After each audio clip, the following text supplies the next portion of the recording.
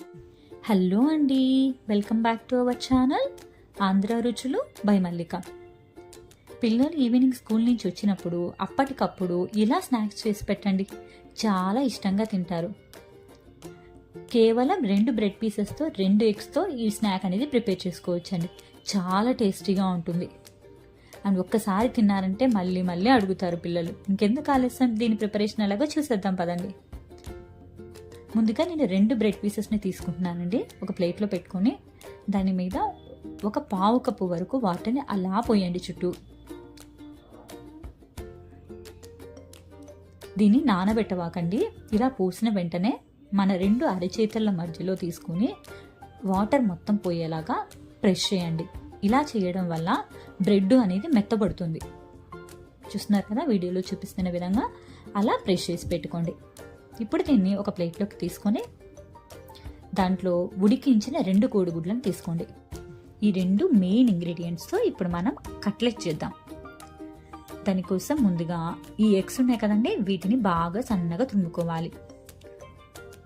మన దగ్గర ఇలా తురుముకునే ప్లేట్స్ ఉంటాయి కదా, వాటితో వీడియోలో చూపిస్తున్న విధంగా ఎగ్స్ని బాగా సన్నగా తురుముకోండి.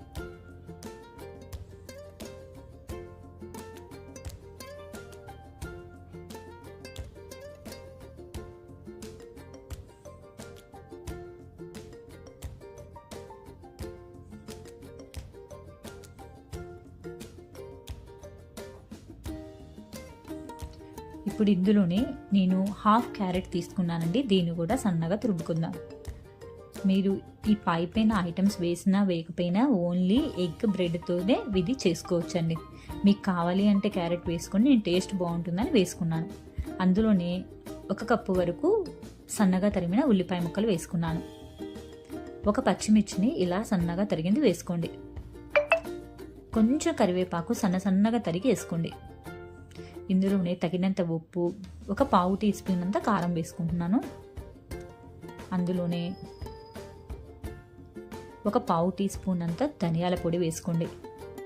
1 పావు టీ స్పూను చాట్ మసాలా వేసుకోండి. వీటన్నిటిని కూడా చేతితో బాగా మిక్స్ అయ్యేలాగా కలుపుకోండి.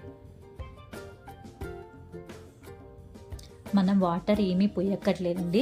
మనం ఆల్రెడీ బ్రెడ్ని కొంచెం వాటర్లో డిప్ చేసాం కాబట్టి కొంచెం వెట్గానే ఉంటుంది, మనకు అది సరిపోతుంది. ఇప్పుడు దీని అంతటినీ కూడా ముద్దలాగా కలుపుకోండి. మీకు కావాలి అంటే ఇందులో కొంచెం మైదా కానీ లేదంటే కొంచెం కార్న్ఫ్లోర్ కానీ 1 టీ స్పూన్ యాడ్ చేసుకోండి బైండింగ్ కోసం. నేనైతే ఏం యాడ్ చేయట్లేదు. చూస్తున్నారు కదా, వీడియోలో చూపిస్తున్న విధంగా పిండి అనేది మనకి ముద్దలాగా ఈ మాదిరి రావాలి. మీకు ఇలా రాలేదు, కొంచెం లూజ్గా ఉంది అనుకుంటే కనుక మీకు కావాలి అంటే కొంచెం బ్రెడ్ క్రమ్స్ వేసుకోండి. లేదు అంటే కనుక కొంచెం కార్న్ఫ్లోర్ కానీ ఏదైనా పిండి వేసుకోండి, సరిపోతుంది. చూస్తున్నారు కదా, మనకైతే ఈ కన్సిస్టెన్సీలో రావాలి ముద్ద అనేది.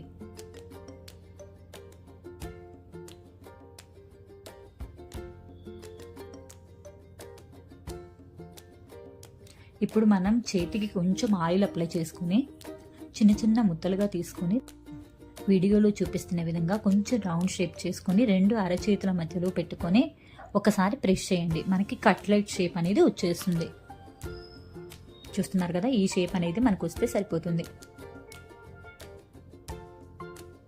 ఇప్పుడు దీన్ని నేను కొంచెం బ్రెడ్ క్రమ్స్ తీసుకున్నానండి, దాంట్లో డిప్ చేసుకోండి.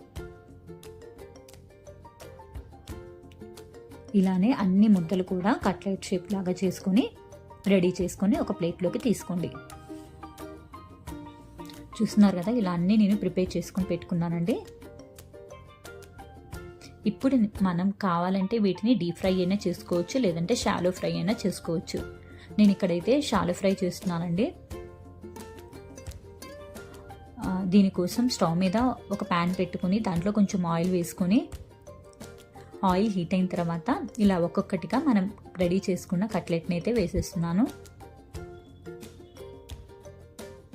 వీటిని వెంటనే తిప్పకూడదండి. ఒక సైడ్ కంప్లీట్గా కాలిన తర్వాత మాత్రమే 2 వైపుకి టర్న్ చేసుకోండి. ఇవి బాగా కాలాలండి.